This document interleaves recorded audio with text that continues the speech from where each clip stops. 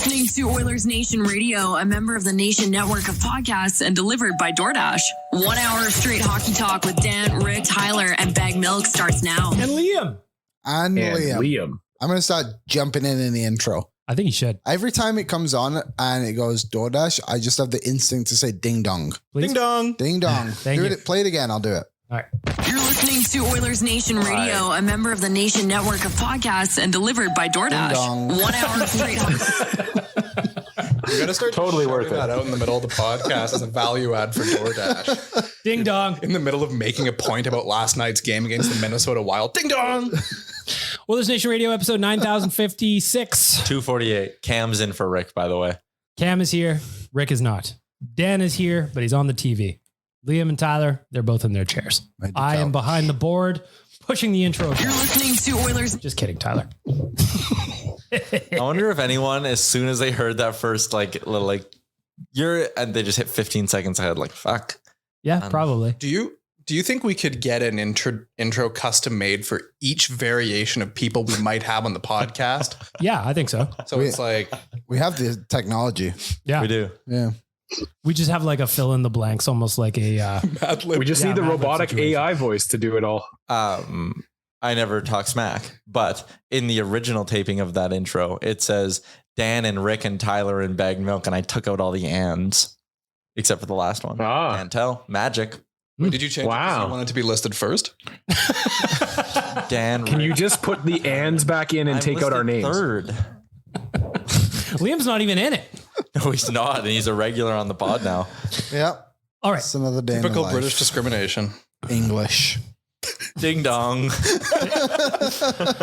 Welcome to the podcast, everybody. Lots to talk about tonight. The Oilers had a rough one last night in Minnesota. We'll get there eventually, but first we're going to kick it off with the delicious debate for our friends at Oodle Noodle and DoorDash. Liam, please. Ding dong.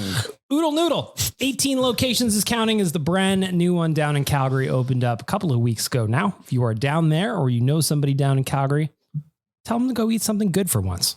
They've been eating garbage for most of their lives. Now Oodle Noodle is down there and they can get something delicious. Tyler, what is our delicious debate for the Tuesday episode of Oilers Nation Radio? Well, the Oilers looked a wee bit flat against the Minnesota Wild. So the question is, should Jay Woodcroft consider changing up the look of the top six? Debate.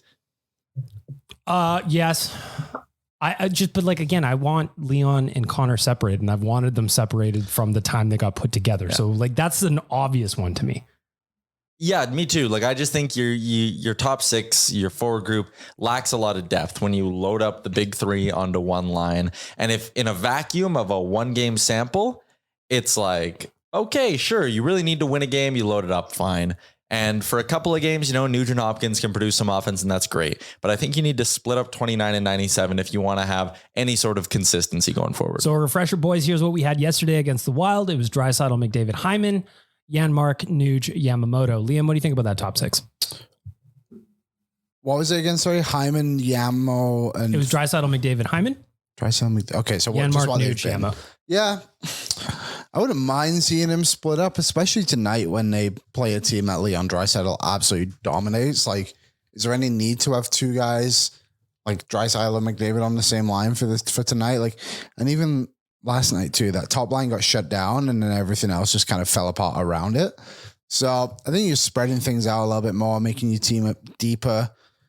I'm not sure how I would do it. I don't know if I would mess with the bottom six, which seems weird to say after what they've done so far this season. But I think the last little run, that third line of Puljujarvi, Holloway, and Hamlin have been pretty solid. And then Klim Shady's bringing a bit of spark to the fourth line too. They're actually creating chances now. It was Derek Ryan 2 goals in his last 3 or whatever. Klim Shady on the top line, that doesn't tempt you? It definitely does, but I also like the fact he's just better than other fourth liners in the league, and he's clearly I think he's playing with a lot of confidence right now. Here's what I would try. I would flip Nuge and Draisaitl. So then your first line has got Nuge, McDavid, Hyman. Second line, I'm flipping Janmark and Kostin. So I've got Klim Shady, I've got Draisaitl, and I've got Yamamoto. That was my new top six. I was similar. I went Dry, Nuge, Yamo second line, Kostin, McDavid, Hyman top line. Dan, what do you think? I'm still of the mindset that I want to see duos. I have a feeling, and I don't know if you guys see it the same way I do. I just have a feeling that either McDavid or Draisaitl are like banged up right now and are playing through something, and so they're wanting to pin them together. I don't know. That's just my sense of it.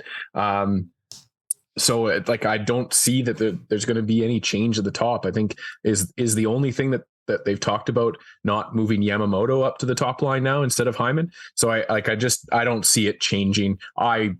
I'm okay with the duos for now, just because of the makeup of this lineup with as much injury trouble as we're having. Coombsy, what do you got? I really feel like this would have been the perfect time for them to grab Eli Tolvanen on waivers, just because it would have been like, all right, pick him up for this back-to-back here. You're going to go play Nashville.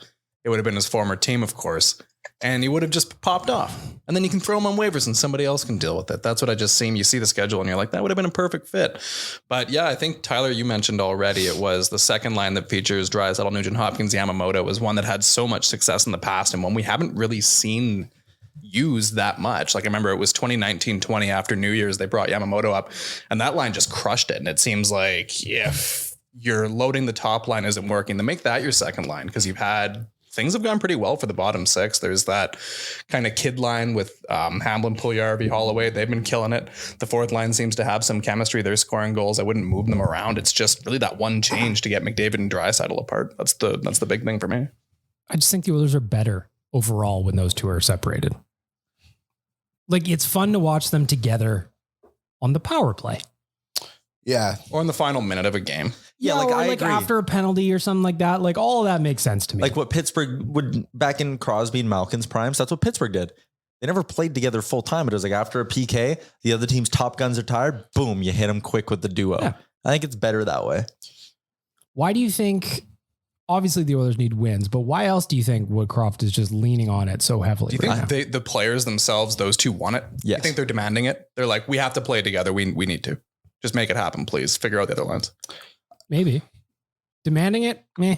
Not demanding necessarily. I don't think that was probably an unfair way for me to say it, but like requesting it, being like, we'd like this right now. I wonder if Jay Woodcroft doesn't have much agency here. And then when I think they start ripping off 30 points in a span of 5-6 games, it's kind of hard to go away from. Dan, go ahead.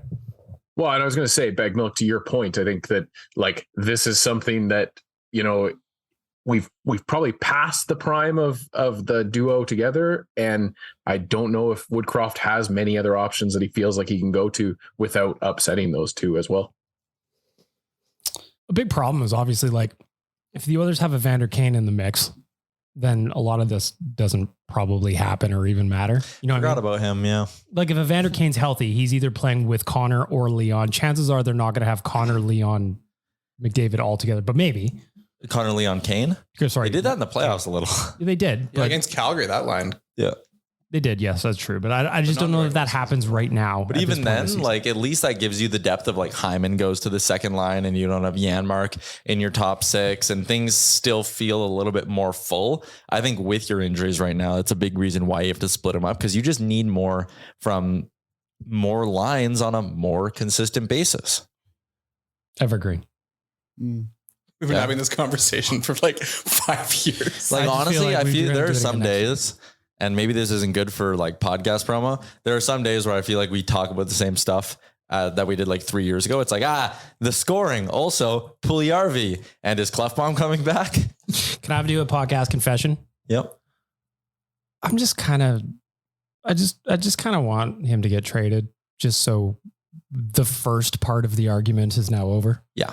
I wanted to either get traded or just score. One of the two is fine with me. Then he's going to score and then the conversation will be like, trade him while his value's hot. But even when he gets traded though, everyone, especially if he winds up on a team like a Carolina or something, it's going to be just like with Ethan Bear. Everyone's going to be like, like he had this game. He just picked up an assist and played 12 minutes and outshot his opponents 9-5 at even strength. Maybe and it's going to be just so exhausting. Maybe I'm in the minority on this, but when Ethan Bear got traded, I literally did not care. Like, not to be rude, but I just like didn't have any emotional attached to Bear. Those numbers just didn't bother me at all, what people were throwing out there. But with Puljujarvi, it seems a little different because he actually has some like fun personality to him. Not that Bear doesn't, but you know, like there's not many people got Bison King running around this league. You know, I have a question something that didn't happen 3 years ago. Please. It's something I've thought about a little bit. Mm-hmm. Is Does it have James, to do with Zootopia? No, there's no bisons in Zootopia, actually, now that I think about it. I did see a bison. Why? You sent him in the wrong way, Bag Milk. I went to a Bass Pro Shop in Calgary the other day. Wow. Massive flex. bison in there. Yeah, pretty cool. It is true, Liam. We haven't talked about this 3 years ago. Yeah, this is not my point. What does this have to do with Zootopia?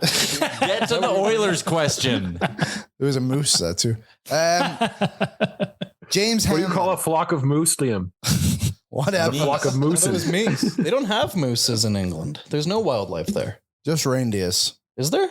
Yeah, we have reindeers. I thought there was no wildlife. You We guys have reindeers, foxes, And the Queen's bunnies. yeah, Can you say that again? beagles, and the Queen's and swans. corgis. Get to the Oilers question. James Hamlin.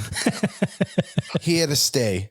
Yes or no? No. No. You don't think so? He's just No. the Ryan McLeod replacement. He's Then like, why did they send down Benson and not Hamlin?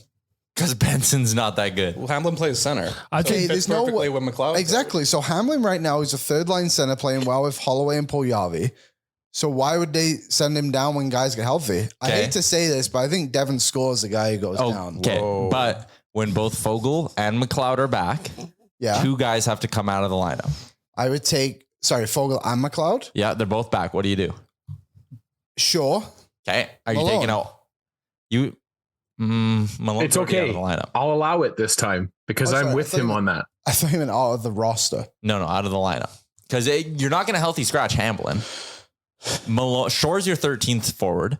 Malone goes down Why are you not healthy scratching Hamlin? They've already done it. because I think you just want him playing. He's not very That's experienced. fair. I think he is quickly becoming like the first call up though. Yeah. I'm assuming now that Jan Mark and Carson are just here to stay. Can't afford Until Janmark Kane once gets Kane's back. I assume But that's why you Marcos. trade Yeah. Puljujarvi too. Yeah. But anyways, We'll what get I'm to getting that. at here is, so you need to clear up 2 spots. Malone goes Yeah. down. Shore comes out of the lineup. You need to send down one more player who's playing. You're not sending Costin, Holloway, Puljujarvi, Janmark, or Ryan. So it's Hamlin. Whoa. Well, we'll just cut that part out. Here's another thing. Here's another thing to consider, and I'll stand up for Liam here because I feel like he was getting bullied a little aggressively by Tyler. There is we always have this discussion when the Oilers are fully healthy. What does it look like? Well, what if they're never fully healthy? What if somebody else get hurt? And the question just answers itself. I mean, the way the season's gone, it feels very likely that somebody else is going to get hurt pretty quick. That's here. what we kept talking about with Kane. It was like, oh yeah, Kane's hurt, so like all these guys will get chances. Then all of them got injured. Well, because there's also That's true. so Fogle has to come back in, Kane has to come back in at some point, McLeod has to come back in. That is, by Uremchuk math, a lot of money. Well, you just got to think back to the beginning of the season, right? When they were running exactly 18 skaters and they couldn't afford Janmark. They had $162 in cap space. And it's going to be similar, right? You're going to have to bite the bullet and put Janmark back on waivers unless you move Puljujarvi. Could you flip a guy like a Janmark for a pick or something? Do you think anybody does that? Would you want to? I don't know. I'm just don't know. asking. I think, I think someone would. I see. I wouldn't do it from an like if someone was like, "Hey, we'll give you a 6th for him." I'd but then in that case, you'd probably just get claimed on waivers. I would You're just getting future considerations for it. I would just want to run him through waivers because his value as a potential call up is greater than maybe getting like a random guy for him would be. Do you remember at the start of the year when we discussed a restaurant doing the cap special? Yep. How much would the cap special be right now, Coombs? What? Be an expensive one if it went. So go to the bottom. How much money do they How much have? money do the Oilers have in cap space right now? This is confusing because they also have the overage from the long-term injured reserve. So projected cap space is $0. Oh, current cap space is $1,592.500. Better be worth. Sorry, no, I read that completely wrong. It's 1.592,500,000. Wow. So they could. Get What was that special we came up with, Liam? I can't remember what it was. Because they had Contenders? exactly $162 in cap space. So I said a restaurant should do a special, like your whole family can eat for how much cap space. My the whole Oilers have. family can eat for $1.592 million. I hope so. Otherwise, we gotta. You know what? This Inflation, am is I out of right? control. Yeah, in this economy. So no, Hamlin's not here to stay. No, That's a shame. I think he's looked quite good. it's been fine, but like he hasn't been like out of this Not a world. game changer. I think if you're in a team that's like legit, if the Oilers were on top of their game, I don't think Hamlin's anywhere close to the roster. Unfortunately, Probably not. that's not a shot at him. It's just, I mean, if we did want to entertain the idea of what this forward group looks like if everyone is healthy, it does actually start to look pretty interesting from my perspective. So you go do you Kane, McDavid, Hyman, Sure. Nuge, Dry. Dry, Yamo, Yeah. Yep. Fogel, McLeod, Puljujarvi. Puljujarvi, Yep. Klim Shady, Hamlin, Derek Ryan. Did I miss someone? Holloway. You're missing Brad Dan Holloway. Holloway. He's gone. Yeah. Oh, maybe Holloway. So, yeah, Maybe maybe you always said- back in the HL. That's fine. Maybe that's your option. Maybe they should play. Because Yeah, it could then be. you get the depth down the middle with Hamlin too. Because I think you're a little bit easier scratching Hamblin here. I don't think there's a tremendous amount of long-term growth like there is with Holloway, where you're like, maybe, okay, this guy playing 7 minutes a game isn't as ideal. I'm just spitballing. Yep. No, that's fair, Coop. There's a lot of good ideas going on here. Maybe we should coach the team. at some point, Mm. they need to just ask for our advice. Yeah. Just have a guest coach night where we come in and we host the night. That's it. We just want one night. Yeah, and we'll tell Woody what's up. And if the team starts on time because of our motivational speech, we stay around. We should Oh. just have this screen here put up behind the bench, and it's all of us sitting in this room talking. And we're like, all right, guys, here's the line combinations. This is what makes sense. We've looked at the numbers. We've figured it out. And the players on the team would be like, yeah, you're right. We'll go. We'll do it. I'm sure that's how they'd react. Yeah, that's exactly how they'd react. That's, watching from a distance. Always right. I would just set off a small explosive device in the middle of the locker room that shot smelling salts into everybody's jerseys. That's what I just did. walk into the room with a big ghetto blaster, Yep. Norwegian death metal, Yep. right from the time I walk in. And as I'm giving the line combos, the death metal is still playing and I'm screaming in their faces Mm-hmm. and they're getting scared. They're getting jarred by my passion. Yep. You could wear the propaganda vest that Tyler and I just saw outside of McDonald's. No, you definitely don't want that. I mean, maybe. That one. I mean, it might work. Whatever it takes. It just shows I'm a hard as fuck. I'm wearing that. If I'm wearing that vest, Yep. I'm just putting that out there. I want to know what kind of line combinations you guys are looking for from the Oilers. Obviously, by the time you listen to this, Nashville game probably is underway and you'll know who's playing where. But I still want to hear from you. ON Radio Podcast on Twitter and Instagram. Please let us know what you think. Should Connor and Leon be together? Should they be split up? Should they never play together again on the same line outside of power play instances? Perhaps. Maybe not. Cam, final thoughts? I just noticed this tweet here that says, just getting Puljujarvi's, and I know this isn't what we want to talk about, but I saw it. Just getting Puljujarvi's $3 million off the books would be an internal win for the Oilers, says Daniel Nugent-Bowman. And I read that this morning. And Frank Saravalli was on with Bob Stauffer today and said, as it sits right now, the Oilers would likely have to add a sweetener for that to happen. Would they, at what point then, if this is where they're at? I'm not saying this is me. So this isn't me talking. This is thinking in their spot. All right. So Puljujarvi people, please don't murder me. Yes. Would they throw him on waivers if they consider just losing his money a win? Ooh, spicy. Think about when a Fogel or a McLeod comes back and you're like, someone's got to go. Is it Hamlin going to go down? Is it Holloway? If they want to get rid of this guy's money so bad, are they just going to chuck him on waivers and hope someone takes him? What is the savings if you did that? Let's just follow it down the road. 1.1 mil. So you would still be on the hook for whatever that is. $2 million. 1.9, yeah. So I don't think it's out of the question that they would consider that Coombsy.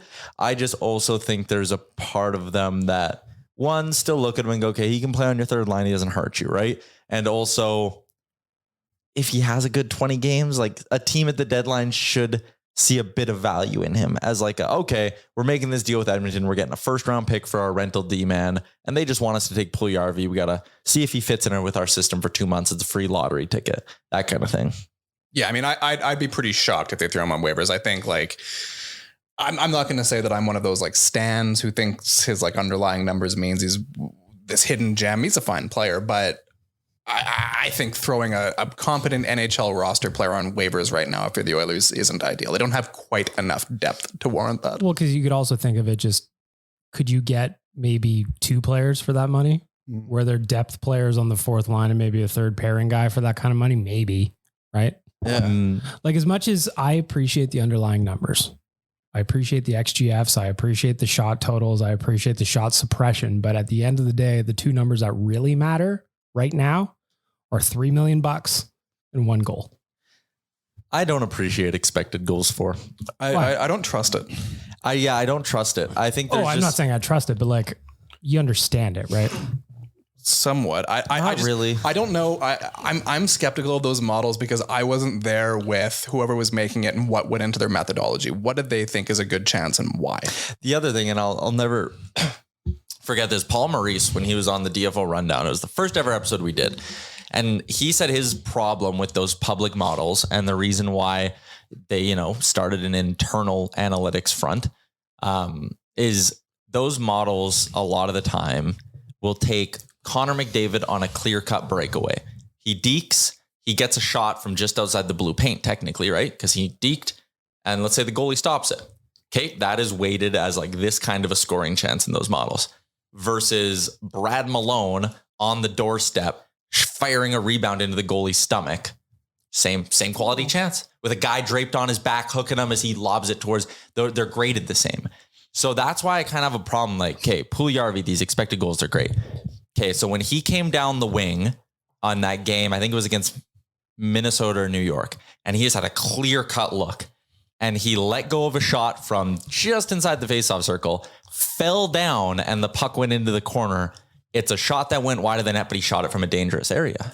So it's a good scoring chance. And it's like, well, it's not.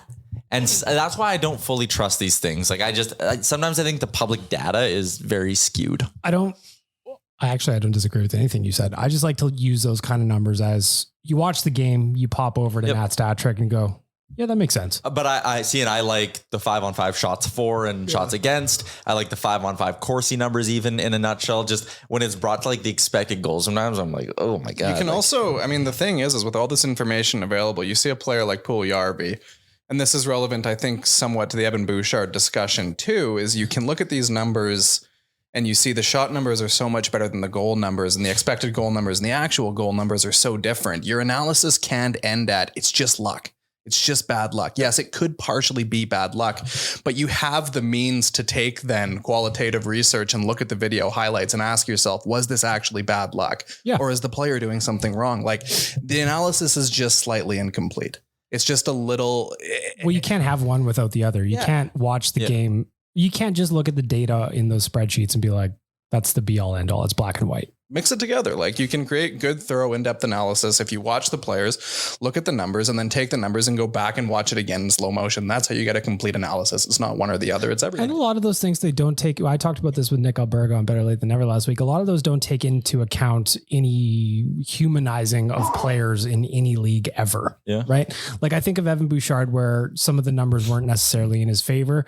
You knew the guy was gripping the stick because he had no confidence in his game. And then all of a sudden he scores 1, and then he's got 3 in a matter of 2 games. All of a sudden it goes, well, see, well, he started feeling better about his own game. And it was also like, okay, so he went through that like 3-game stretch where he had a million block shots, right? Everything was going into shin pads. Everything was going into lanes. And you're right, Coombsy, people were just like, bad luck. It's like that's an incomplete way to look at this. You can say bad luck. Well, no, he needs to make like an adjustment in his game. If he keeps doing the same thing, he's going to keep just firing pucks into shin pads. He wasn't just fighting bad luck. He was putting shots into trafficked areas and not finding lanes or just recognizing there might be a better play. And then to your point, he was gripping the stick. He was obviously in his head that like, oh my God, everything's getting blocked. You get a couple through. Maybe that's where the luck comes in, but also he makes an adjustment. He's getting it off his stick a little bit quicker. He's staying a little bit further back and letting lanes open up.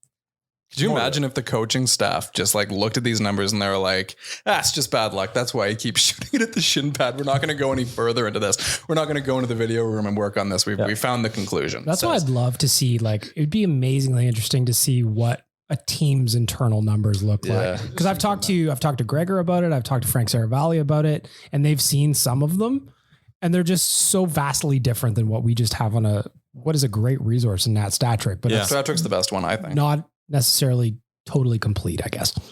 Yeah. And you hear that all the time when you talk to guys like Frank and that are on the inside, like some of these public numbers that people like to throw get laughed at in the industry because it's like, they're not even close. They're just scraping data from NHL.com and like Natural Stats. Again, I love that site. I use it. Fantastic. Use it all the time. 10 times a day. But like you need to take that public stuff with a bit of a grain of salt because it's not done precisely and specifically for the Oilers game that you are watching. It's just data. You need to dig through it a little bit more. Again, going back to the numbers that matter right now pertaining to Puljujarvi, 1 goal, $3 million. Less goals than Brett Kulak. Less goals than Derek Ryan. You know, How many goals does Jordan Greenway have? Jordan Greenway has 1. Had a lot to say last night. Had a lot to say. we'll get, yeah. So if you want to jump into that, Liam, let's just talk about last night's game. It was painful. First, I want to tell you about Soho. Check out our friends at Soho, YEG.com. There you will find all of their promos, their deals, their events they got coming on. And me, as somebody who's been there several times, can tell you, if you want a pizza, you pop in there. It's delicious. The pepperoni pizza, that'll fill you up. I promise you. You better bring an appetite because that baby's huge. How many flavors do they have? Endless? I don't remember how many flavors they had, but I've had 3 of their pizzas now so far, and they're all amazing. Did you know, Liam, on Oilers game days, when you go to Soho, they got the game on a 100-inch screen, but Wow. also $8. You know what it gets you? Pint and a slice. Ding You dong. didn't even let me guess. Pine and a slice. Good That's guess. right. Any kind of pine? Honestly, I don't know. Go in and check it out. I guess Check I them will out. have to Why go. not? Swing on by, Liam. Have you not been there yet? No, I never go to any nation events somehow. Just every time they come up, I just got Never a something going priority. on. Yep. You would just rather Do you be guys remember anywhere the else. song? I think it was by the Pussycat Dolls.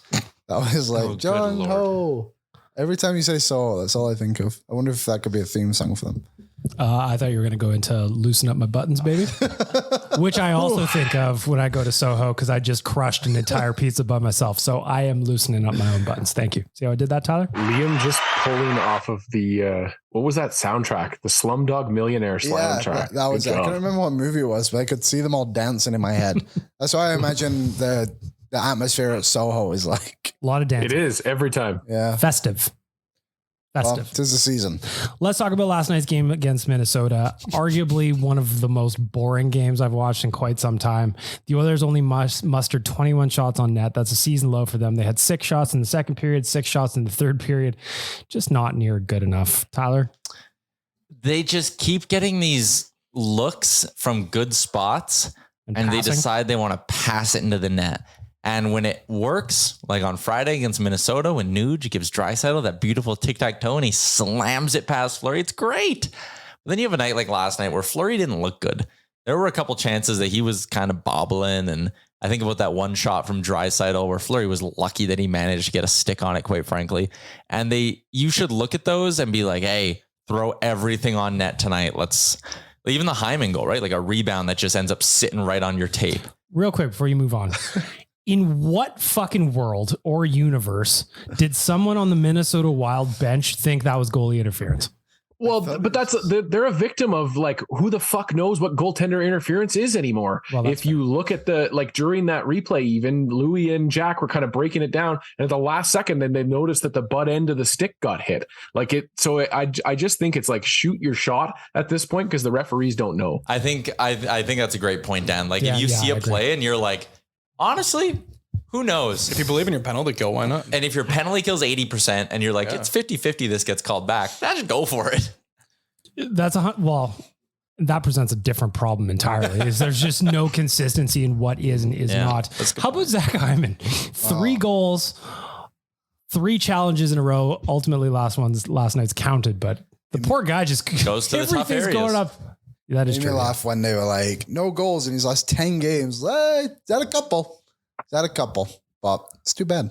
Shout out to our review god, Jeremy Kupel, who nailed his chance. Is that guy just way better than all of us at watching hockey? Because like he just snipes offsides like instantly. Better than You the know line. he's the most Holy boring moly. person to watch a hockey game with because he's just looking for any little review to grab later on in the play. I felt so confident in that Jeremy Kupel review last night because they showed Jay Woodcroft on the bench and he was just standing there full confidence.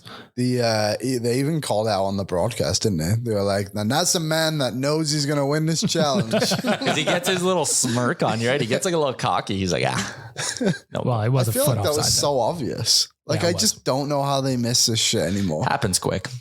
I guess it does, but also like there was the one in New York where was it McLeod kind of poked Panarin's stick or like put it in the area and you could clear like even if you kind of just think it is, I think you should call it rather than waste everyone's time and do an offside call. No, it's the opposite. It's You'd rather always they played. you always err on the side of that's just probably keep it fair. on side because then if it's a goal, you can always bring it back. If you kill the chance is dead. Yeah, fair enough. More offense. So just going back to last night's game, Dan, I want to start with you. Just are there any takeaways from last night's game, or do you just flush it and move on? I mean, it's another effort from Stuart Skinner that you're wasting, arguably. And that's a frustrating thing. But at the same time, now you've got Stuart Skinner kind of locked in and the guy that you can consistently go to, especially while Jack Campbell's struggling as much as he is. Cam, any takeaways from last night against Minnesota? Not really. It just seems like the Wild lost to the Oilers on Friday and they're like, all right, the playbook on Monday is we're going to clamp things down and make this a really boring early 2000s Jacques Lemaire, Jim Dowd, Wes Walz era Minnesota Wild thing. And it was unwatchable and gross. And I'm happy we're not seeing the Wild again this year.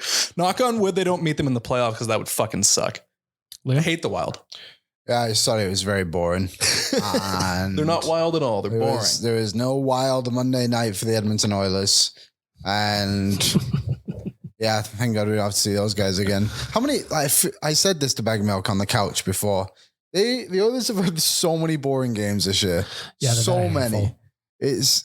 I don't get it. I don't know how you have the two most entertaining players in the league. And I think it's at least 4 times now there's been an absolute snooze fest. There's some games where you look at the schedule. I don't really remember it happening. Like, I don't really remember them losing 3-1 to the Kings or them losing 2-0 to the Blues. What? That was a Saturday afternoon. That was one of the afternoon games. That was 1-0.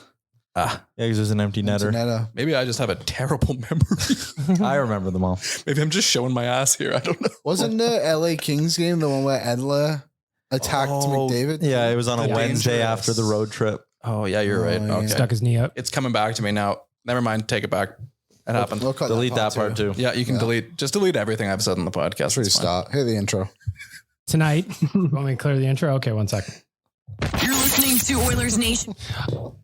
Tonight, Oilers back in action. No time to dwell on last night's loss. Nashville Predators in Nashville tonight. If you saw Jay on Instagram, he is wearing a Leon Draisaitl jersey and a sash that says Mayor. So he's prepped for tonight. What are you expecting tonight against the Predators, Tyler? That Leon Draisaitl is just going to shit on them again. Like, I mean, what else is there to expect at this point? The guy. Leon Draisaitl in 21 games played against the Nashville Predators has got 20 goals and 10 assists for 30 points. 30 points. That's not So bad. in the last 3 seasons, he's played them 7 times. He has 14 goals and 7 assists in those 7 games. Since the year 2010, there have been 647 NHL players who have played at least 10 games against the Nashville Predators. Connor McDavid and Leon Draisaitl have the best points per game out of all 647 of those players who have played at least 10 games against the Nashville Predators since the year 2010. So for our friends at Betway, Ding dong. here's what I'm doing tonight. Let me know what you think to the bettors on the podcast. My player prop is just Leon Draisaitl. This was one of their boosted bets. Leon Draisaitl to score 1+ goal, 1+ assist as plus 200. To me, I was just like, might as well just start spending that already. I like going on Betway, Leon to go 2+ points, Oilers to win plus 200. I also have Leon to score 3+ points, just a little cheeky one, As well. plus 300. That'll be my risky business bet. How of the day. absurd is it that Connor McDavid to get 3+ points is plus 165? It's why it doesn't make sense to me. Let me make money off 97 Betway. Like, I know he's running at a 2 point per game clip right now, but like, come on, Betway. come on, man. That's too easy. I'm just trying to pay for Christmas here. Come on. Here's something interesting. So it's widely known that Nashville is Leon Draisaitl's favorite opponent, but He's not even the highest scoring team he's played against. no, is he? yeah, it's Can I the. guess it? I mean, I don't know the answer to this. Okay, yeah, I have a few interesting trivia ones. Who do you think is his most points all told against any team in his career? Isn't it Anaheim? I'd say I was Calgary. going to say Calgary. It goes Calgary number 1, he has Vancouver. 52 points, then Vancouver 46, then Winnipeg because of all Canadian division, right? And then it's Anaheim 31 points, 25 games. But the one I was going to bring up is he has 9 points in 3 games against Seattle. Speaking of things I don't remember happening, I have no memory of him putting up those huge games. I actually have no memory of the Oilers ever playing the Kraken. Are the Kraken The one I remembered the most was last year, right before Christmas, when Puljujarvi had COVID and he got left in Seattle. Sleepless in Seattle. Yeah. Oh, should have left him there for longer. Oh, Tyler, how dare you? Sorry, cheap shot. I'm sorry. Dan, when you're looking at the Nashville Predators tonight, second half of a back-to-back, what are you expecting from the Oilers? Well, I mean, it's a second half of the back-to-back for both teams. So shout out to the schedule makers for making this probably a slow, sloggy kind of game. I don't know. I would imagine Draisaitl probably has an off night tonight, and Nugent Hopkins gets 4 points. You're flirting with me, aren't you, Dan? I am. Another thing that's obvious note for tonight's game, Jack Campbell gets his first start since December 1st. So my question for all of you guys is, what do you need from Jack tonight, Liam? I need him to stop more pucks than the other guy and the others to win with him. Like, it just, honestly, it kind of came across as a joke, but realistically, like, just play fine. Just be fine. And hopefully the team can play well in front of him. The Oilers should play better in front of Jack Campbell than they do in front of Skinner, because they should want to help that guy out. They should want it more. Like, I don't think that's wrong to say. Cam, what do you expect from Jack Campbell tonight? What do I expect or what do I want? Both. I'd love to see him have a big game, but it's been so long now. I still feel like they're gonna win, and it's gonna be just like the last time he played Nashville, which was, I think they won 7-4. It says here he allowed 4 goals on 23 shots, which is good for an .826 save percentage. I kind of feel like we're in line for that, because even some of the better games he did have when he was playing before the 2 weeks off is the Oilers had a whole bunch of they got a whole bunch of goals from the opponents disallowed. So there were technically more goals allowed than were actual goals. If you want to look at it that way, it's kind of flawed logic, not perfect logic, but whatever. I'm expecting Campbell to come out with a win in which he plays kind of and we're sitting here tomorrow being like, you know what, maybe that's a confidence builder, and we're kind of just Dan, 3 goals against or less. That's what I'm hoping for from Jack Campbell. Nothing more, nothing less than that. I'm going to say, Todd, before I get to you, I'm just going to say 2 goals. Yeah. Like, any more than 2 goals, I'm just going to be a little bit bummed out about it. He's had a couple of weeks of work in practice, hasn't played since the first. This is what I need from him, is to show that, not that there's competition necessarily between him and Stuart Skinner, but that he gets a little bit pissed off that his job has been taken from him and that he wants to wrestle it back. I want to see a little fire, Tyler? 900 or better save percentage for me. That's all. Man, that is a low bar we're talking here. That's the bar, though. I think Campbell will eventually be fine. He'll have a hot streak. He's just a streaky goalie. I think we all kind of knew that when he was coming in. I don't think we expected this to be what it's been so far, but I don't think there's reason to be fully out on this guy yet. I'm not. He's got a long runway still for me. We got 5 million reasons not to be. Well, and he's not going anywhere, regardless of what Oilers fans want to say in panicked moments.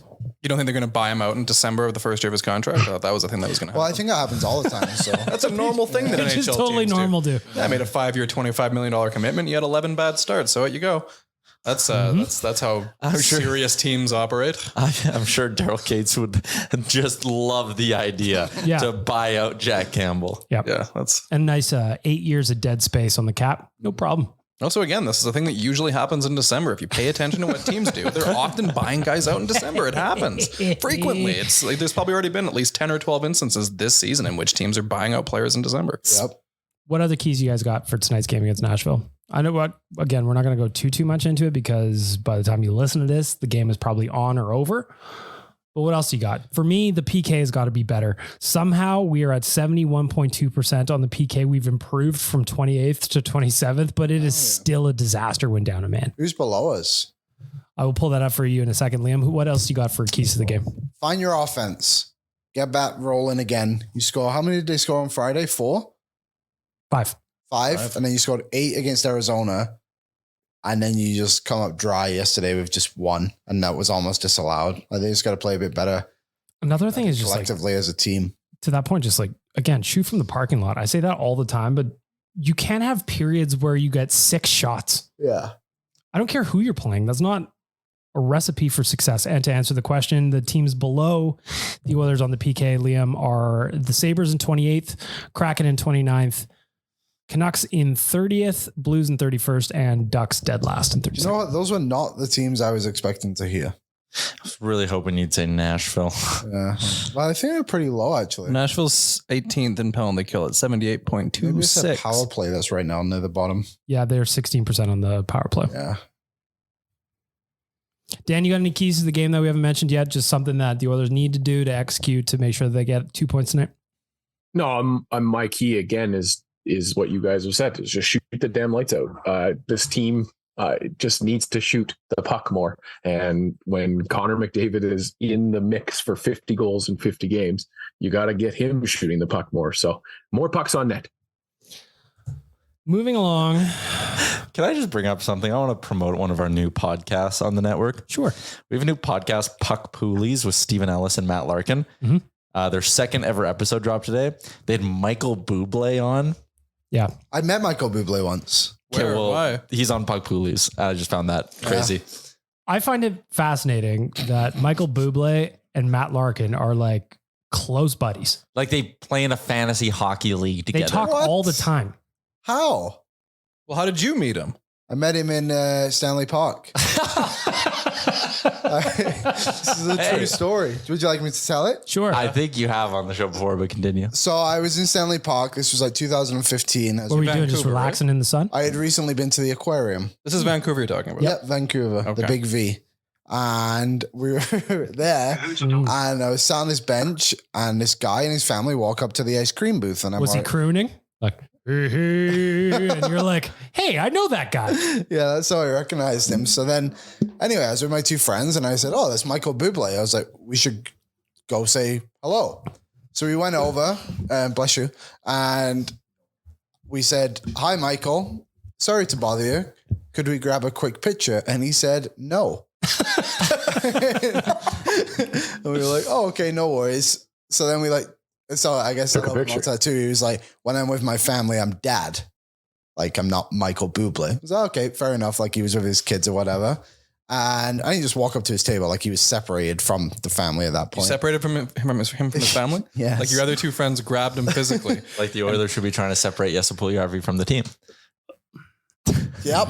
So then, What would that entail? What do you so mean then- by that? we go to leave. We're like, okay, no worries, thanks. Anyways, and he's like, oh, where are you guys going? He's like, we can chat. So then we started talking about hockey because he's like part owner of like the Vancouver Giants, or at least Yeah. was at that point. Huge hockey fan. Yeah, so we just started shooting a shit about hockey. Great guy. Never got a picture. A lot of my friends actually don't believe me that I met him. Luckily, I have two witnesses. Well, it does sound suspect. Yeah. So wait, you were with two friends when you met him, and your other friends don't believe him. How many friends do you have? Are you just bragging? Yeah, it sounds like it's an opportunity for Liam to brag about all his Four friends. friends. Oh, friends. Danish football friend. Oh, football friend. We need to come up.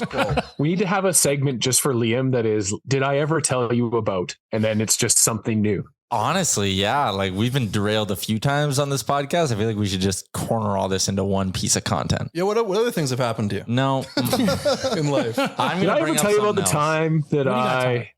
Tyler wants to talk about Jesse Puljujarvi. What do you think about the numbers? What do they say? No, actually, I want to talk about the salary cap. What? Frank Saravalli down at the Board of Governors meeting. There was some initial optimism maybe a couple months ago that salary cap could jump up $4.5 million this season. Good news if you're Ken Holland and the Oilers, or is it? What? Gary Bettman speaking to the media today saying that the NHLPA still owes the NHL about $70 million. What? And that now the cap might only go up $1 million instead of $3.5 million. What?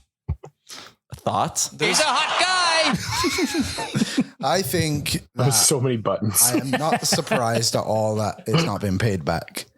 I'm not surprised it's just like at this point. But I also think, so I think this was maybe a bit of a negotiating thing from Bettman, where if you're the NHLPA and you are short $70 million from paying this back, and the difference is cap goes up $1 million if you don't, $4.5 million if it does, $3.5 million times 32 teams is 369 shits.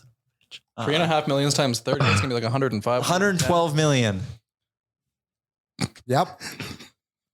So if you just pay back the 70 million, I know not every team is going to spend the extra money. So that is a part of this, but you could potentially open up $112 million for salaries.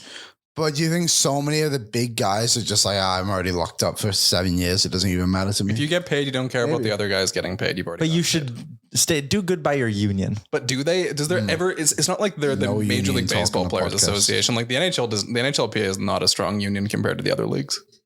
Like the other thing about this that's really weird to me is you just welcomed in a team into the league at $500 million is what the Kraken paid to come in. Is that not hockey related revenue? Is the NHL just convinced the NHLPA that's not what that is? It's an expansion fee. It doesn't make any sense to me. How is nice that? little How is that cash not bonus. hockey related revenue? It's a nice little cash bonus seems for the rich guys. It just seems I don't know. It just seems like a little nefarious on the part of the league. So looking at, by the way, Tyler, I completely believe that this is a negotiation tactic from Bettman. He's not dumb. You know what I mean? Everyone wants the cap to go up, so they're going to make it happen. Like I think we're going to see the cap go up $4.5 million. It's just a matter of them cutting some sort of deal where the NHL just says, yeah, obviously we're going to let you repay the debt in an extra year. Let's inflate the cap a little. This is Bettman being Bettman. Is the way Welcome I look 6 at it. more expansion teams into the league and it will be fine. As long as the Coyotes get 2 or 3 more arenas before they move. Give Arizona another team to continue playing at Mullet Arena when the Coyotes move into their new arena. How about the Yote CEO?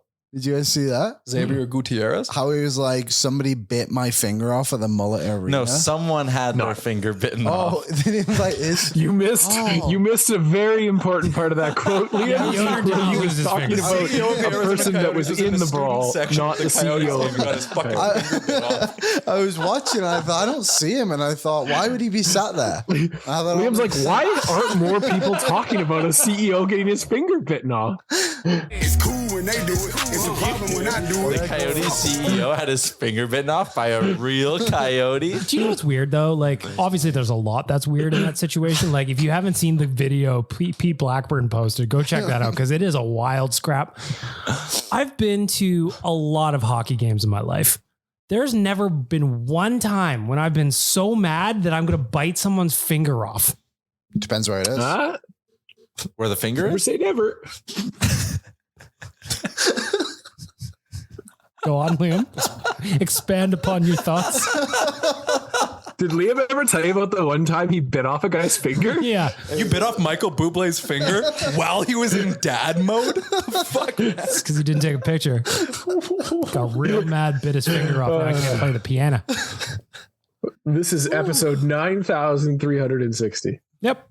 This is an excellent podcast. This is why you subscribe, people. This is what happens when they play the Minnesota Wild 3 times in the span of like 8 days. Like, come on. Yeah. All of our Go brains Makers' are fault. fried. That was fucked. Let's talk about something else that happened last night. By the way, going back to the cap, if it only goes up $1 million, the Oilers got, they got some work to do. Here's what we've got on the to-do list for the offseason, boys. Yes, Puljujarvi, RFA, he's just gone. Long-term deal? Yep, probably. Okay, eight years. Could you imagine if he signs like a 4x4?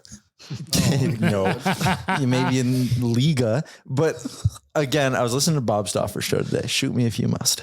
And he's talking to Frank, and and he said this time last year, Puljujarvi had 23 points in 28 games, and even our show, we were having discussions about like, so would Puljujarvi accept 8x5? Probably not. Like, thank God we're just coaching the team, not managing it.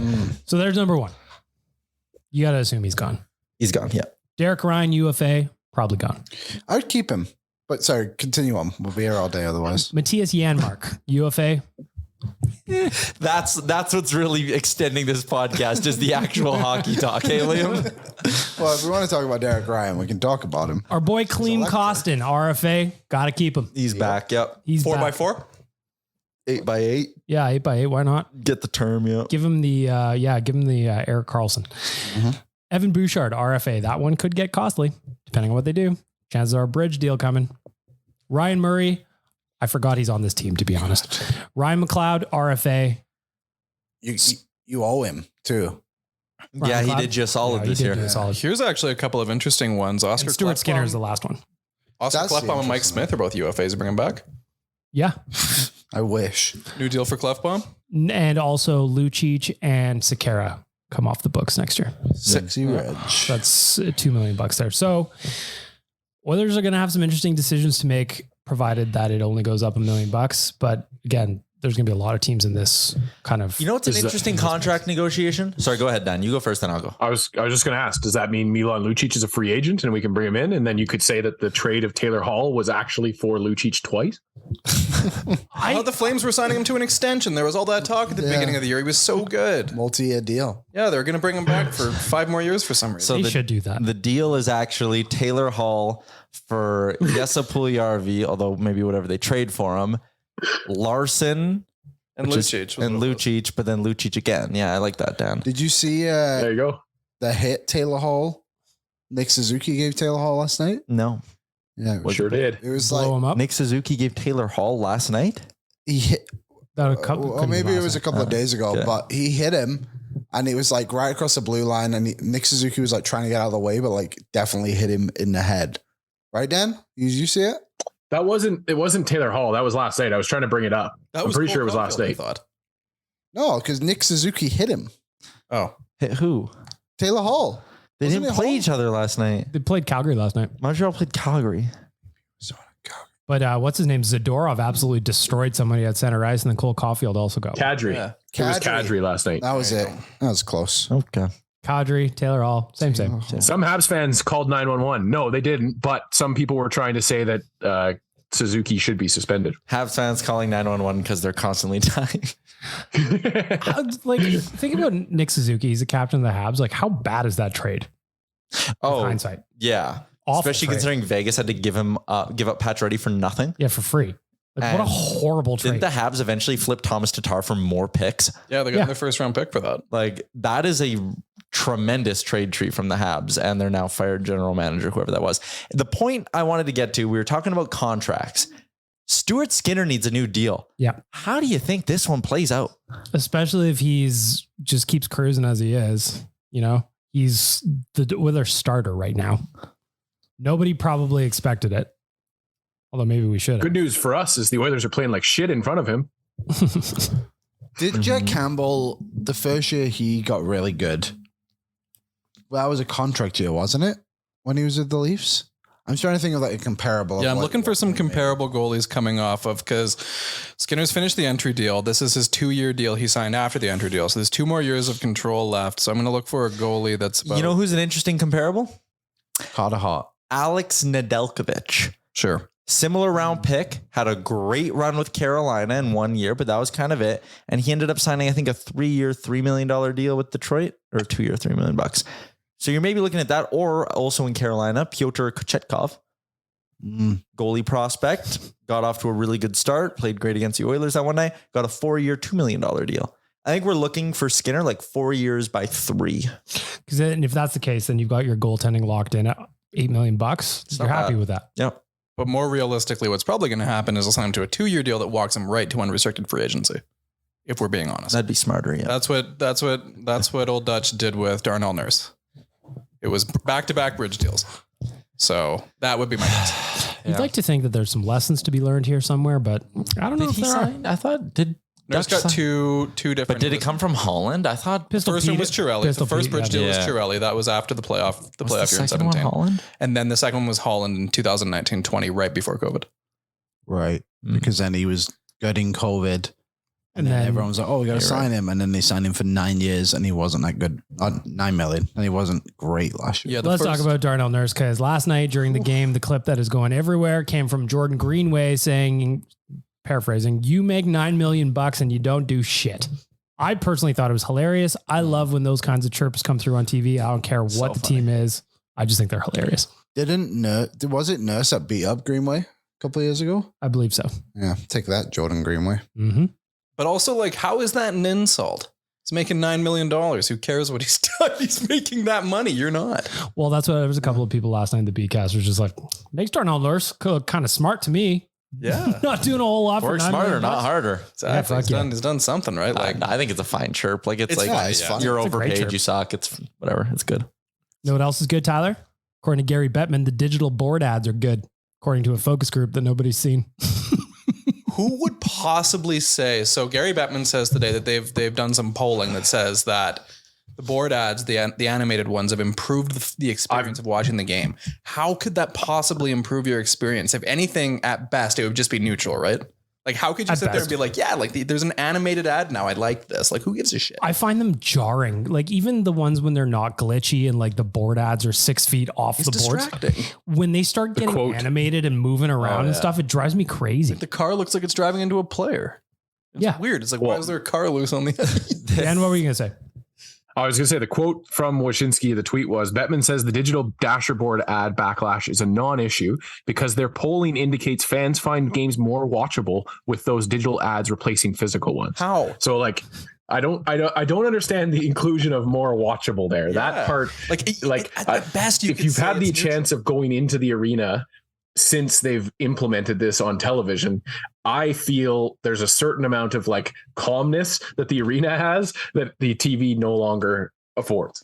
I actually went ahead and did my own polling. Yep. And I found out that... Hang on, how many people were in the focus group? Several? Yeah. Yeah, okay. That the listeners of this podcast enjoy it more when we pause for an ad.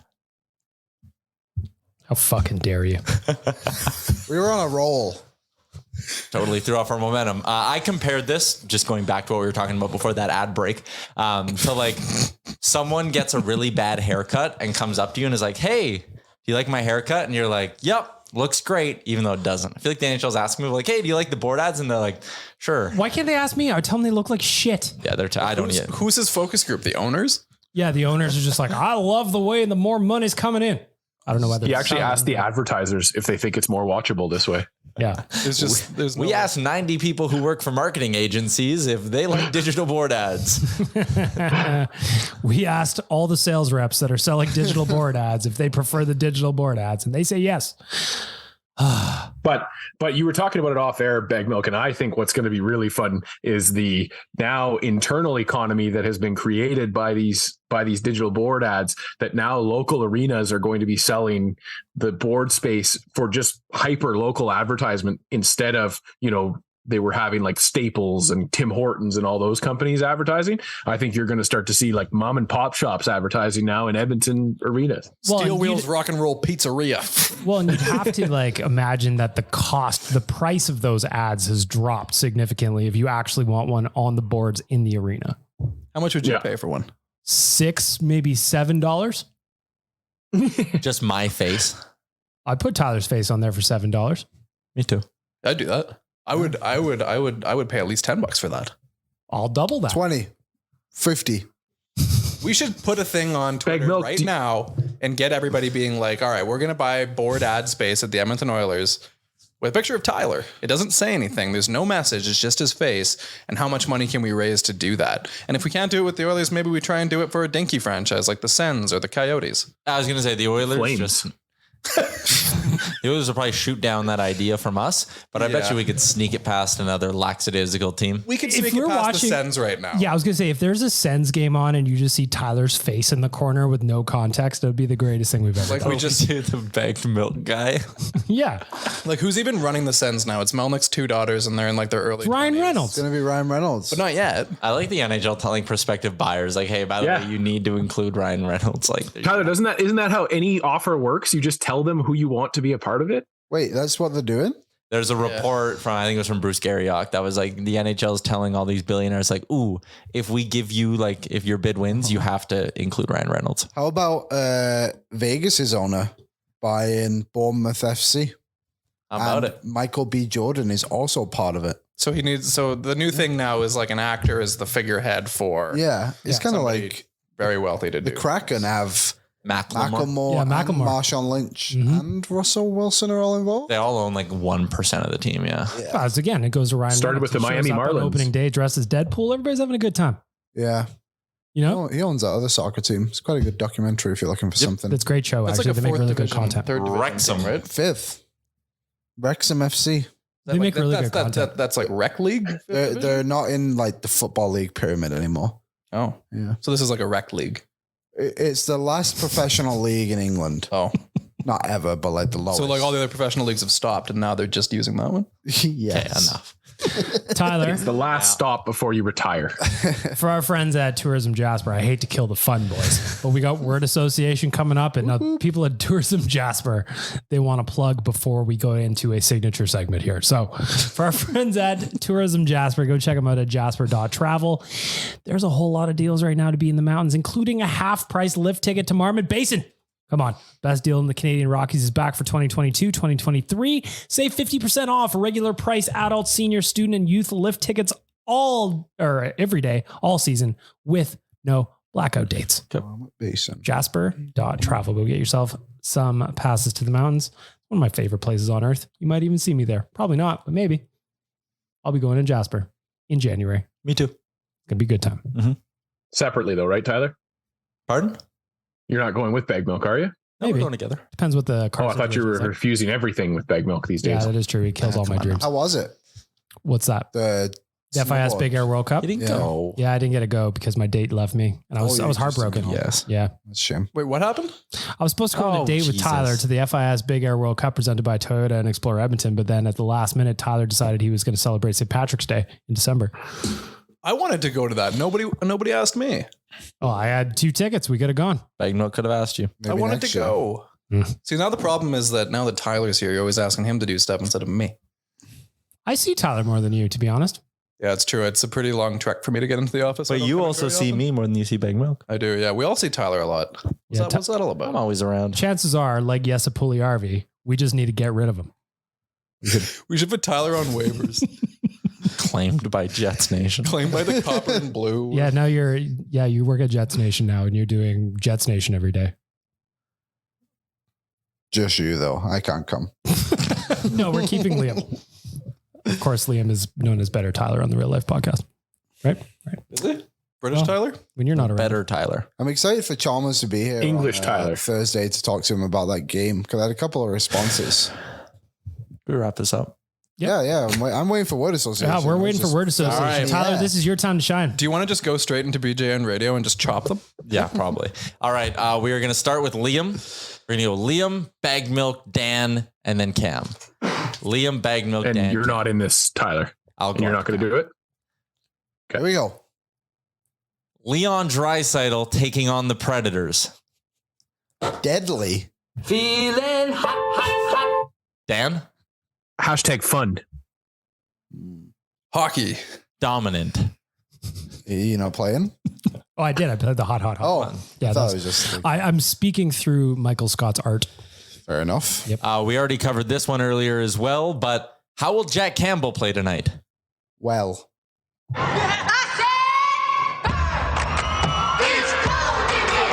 Hope not. Dan? I can't tell when buttons are done, just so you know. I'm trying to like read off of your guys' faces when the button is done. What is the question? Oh, meh. Sorry. Meh is the answer. How will Campbell play tonight? Goalie. Cold. I have low expectations. goalie. Goalie is true. How do you feel about Christmas music What month? right now? Joyful. The big guy is smoking hot. Cheery. Christmas. Repetitive. This segment's already done.